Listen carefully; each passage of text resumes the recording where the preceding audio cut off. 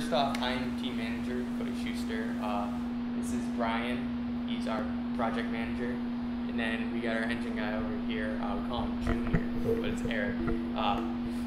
We are a fairly new club. This is our third year, first year actually competing in competition. This year we did compete. We did very well. The whole thing behind competition is to make a clean burning, basically more environmentally friendly snowmobile. Like call it the snowmobiling in the future, because that's where this is going. If we don't clean these up, then we're gonna get kicked off land, lose trails, and eventually the sport will die. Snowmobile was a competition that RIT didn't have a presence in. We have a presence in the Formula, we have a presence in Baja, and they're very well established and they do very well. So this was kind of, we had our former president had a friend that went to Clarkson and they have a team. So they just got talking one day and decided, heck, why not? The current motor that we use right now, it's a 4-stroke Weber 750. It came with a stock turbo. We put on a Garrett GT 17 variable vane turbo so that we get more fuel efficiency for a better power rating. We added a two-way catalyst so that the emissions coming out of the engine is a lot more cleaner when it comes to burning carbon dioxide versus carbon monoxide, which is what we don't want. The thing with the electric motors is the battery life is so little that the range that you can possibly get with an electric motor is can't be compared to an internal combustion. Internal combustion runs off gasoline and you can refuel and keep going, where an electric motor really can't do that. So you get the same performance, but you also get the longevity of filling up your gas tank versus trying to find a battery charger to fill up your batteries, which takes hours, and you can only go a certain number of miles.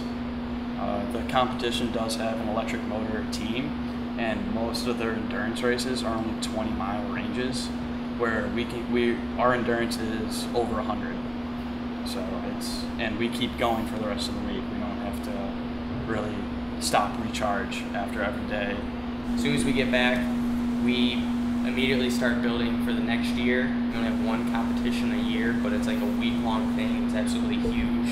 It literally takes the entire year just to get ready for that one competition. We're basically building this thing from the ground up. We're doing really extensive engine work, extensive chassis work, a lot of designing and manufacturing custom parts. So it's a pretty big deal, and I like to say we operate as a little business almost. This snowmobile is actually our chase sled. This is a stock Polaris 800 Rush. We basically use this just to chase around our actual competition sled. Our competition sled is in pieces over in the corner. We have been working on that for 3 years, actually. Like I say, we're a fairly new team, and this being our third year was the first time we were actually able to compete in competition with the sled we got from day one 3 years ago. So it's been a process, a lot of trial and error. For this year, I actually drove it. Next year, rider has not been determined. It's always open, but obviously someone with experience on sleds and off-road vehicles, this person usually drives it because they can most effectively handle the sled. So really, whoever puts in the most work and can ride it the best. This year competition, we actually placed 12th out of 14 teams.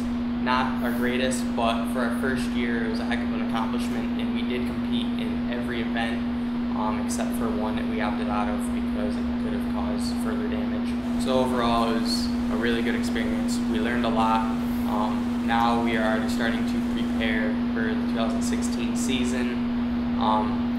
We've got another sled that we're getting ready to go, and we should be even more prepared next year, and hopefully bring home some hardware this year.